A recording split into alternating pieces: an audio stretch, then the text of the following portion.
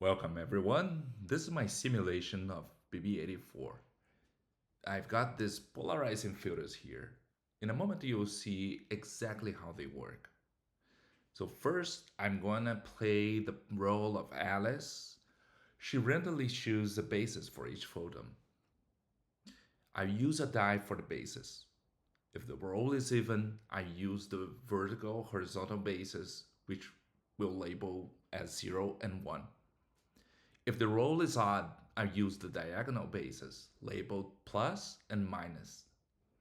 Right now, I rolled into the diagonal basis. Let me write that down. Next step, Alice needs to choose the state, which is the bit value, also randomly. So I use the die again. If it's even, I'll label it plus. If it's odd, it will be minus. Okay, I rolled an odd number, so that means minus.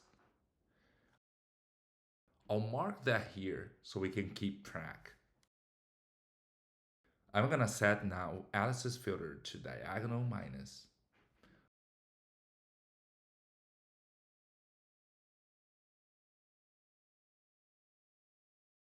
And I'll send the light through diagonal. Got it. Now let's switch roles and play Bob. Bob doesn't know what Alice chose.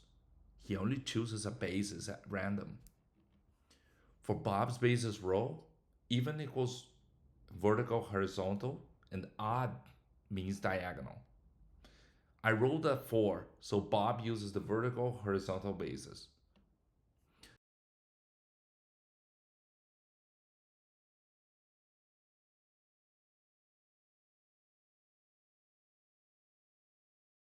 Okay. Then Bob measures. In this demo, I'm treating light passing as the detector corresponding to the select setting.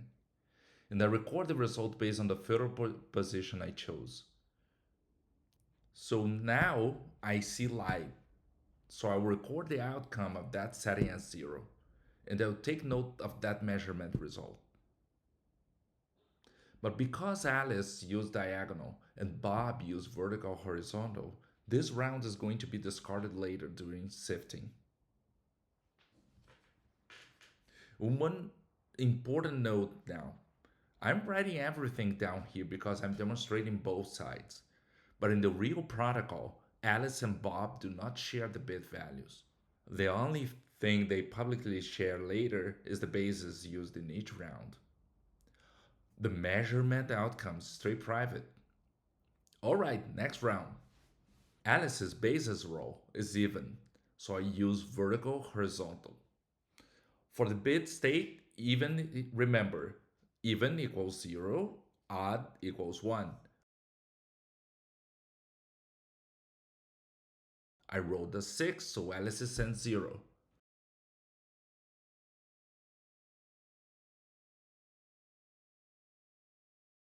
Let me set Alice's filter to 0.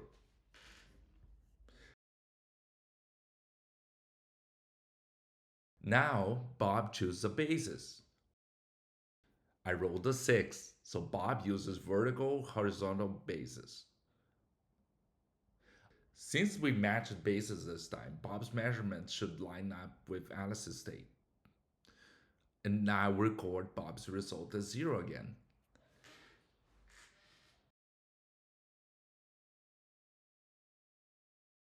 Just to be clear, as Bob, I wouldn't know that the bases matched until later. I'm only calling it out because, as the presenter, I can see both sides. And just to illustrate, if Bob chose the other setting, like 1, you can see the light would be blocked here. In a real BB84 measurement, you'll still get a better outcome.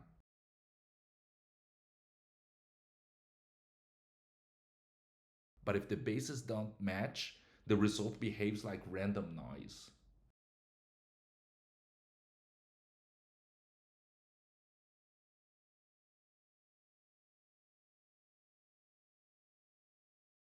And should be discarded.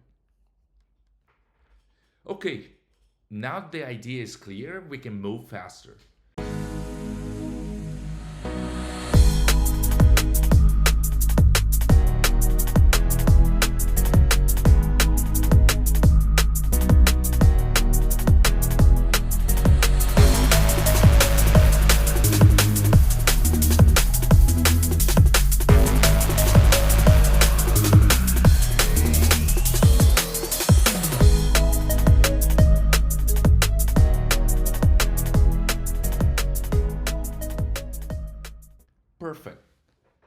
have 8 measurements each.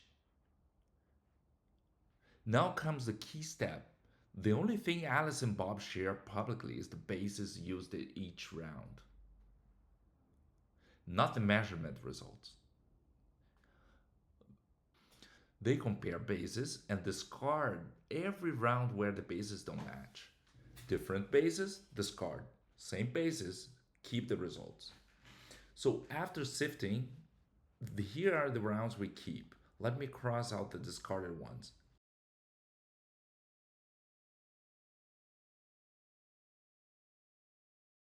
Okay, in this run, I discarded the first, sixth, and eighth rounds. Now, from the rounds that remain, Alice and Bob know their bits should match.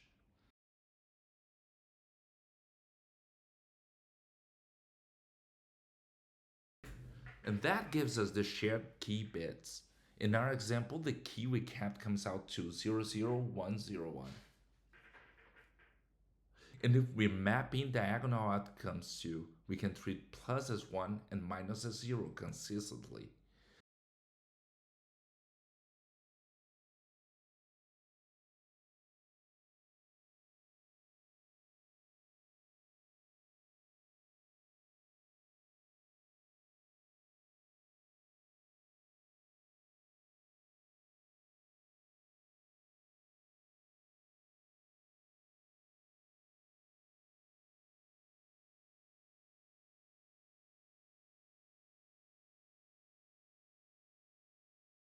So the secret key that they use for this short run is 00101.